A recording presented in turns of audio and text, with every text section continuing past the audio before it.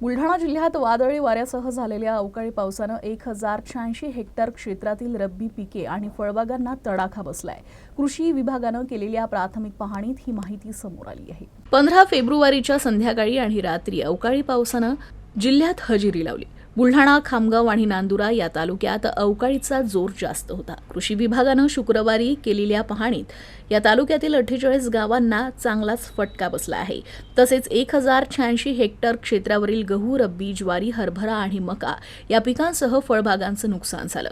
सर्वाधिक तडाखा बसलेल्या बुलढाणा तालुक्यात 405 हेक्टरवरील गहू, शाळू, मका आणि हरभरा या पिकांची नासाडी झाली।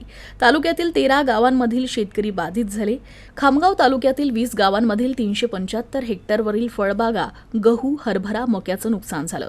तर नांदुरा तालुक्यातील 15 गावांमध्ये 360.50 हेक्टर क्षेत्रातील केळी, कागदी लिंबू, गहू, मका, ज्वारी पिके बाधित झाली। एकूण 48 गावातील 1086.50 हेक्टरवरील पिकांचं नुकसान झाल्याचा प्राथमिक अहवाल नमूद आहे।